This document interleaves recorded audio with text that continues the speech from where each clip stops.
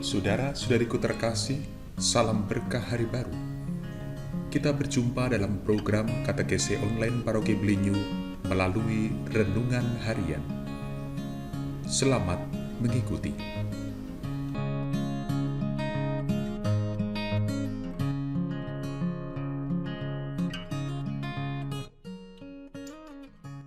Pewartaan Sabda Tuhan dikutip dari Injil Matius pasal 19 ayat 13 sampai 15.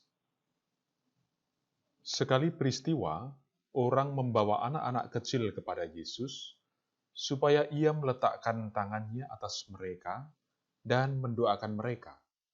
Akan tetapi murid-murid Yesus memarahi orang-orang itu. Tetapi Yesus berkata, "Biarkanlah anak-anak itu, janganlah menghalang-halangi mereka datang kepadaku. Sebab orang-orang yang seperti itulah yang empunya kerajaan surga." Lalu ia meletakkan tangannya atas mereka, dan kemudian ia berangkat dari situ. Demikianlah Injil Tuhan.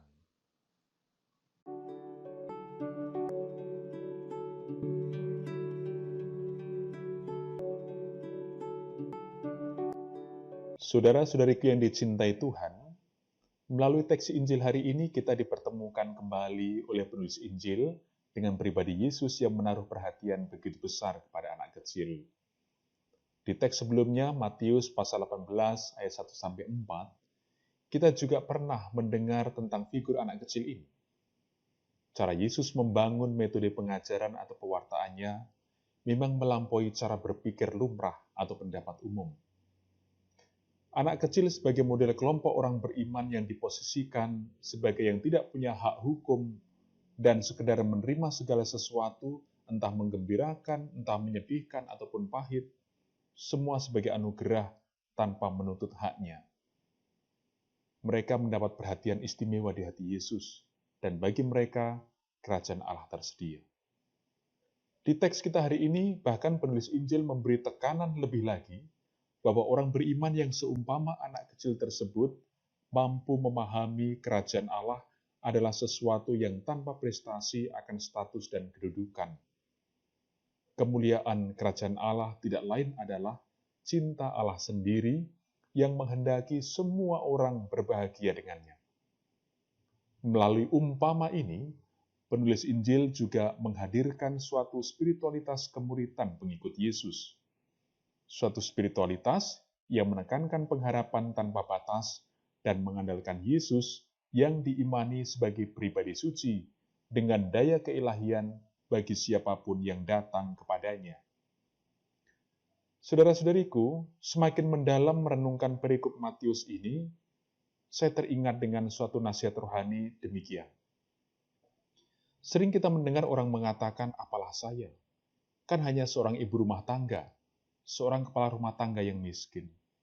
Atau saya hanya seorang tukang sapu, tukang kue, tukang kebun, seorang pesuruh.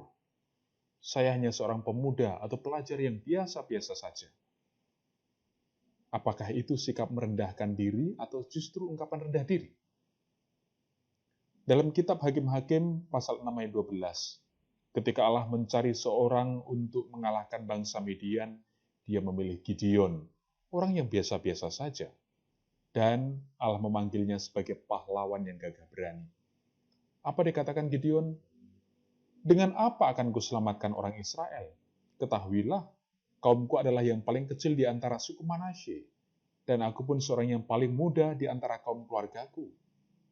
Tetapi Allah mengatakan, "Bukankah aku mengutus engkau?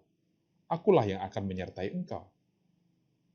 Gideon menjadi orang pilihan Allah, karena bagi Allah, tak seorang pun tidak berarti. Lalu juga panggilan Bunda Maria sebagai Bunda Mesias. Rasul Paulus juga pernah mengatakan begini dalam 1 Korintus pasal 1 ayat 29.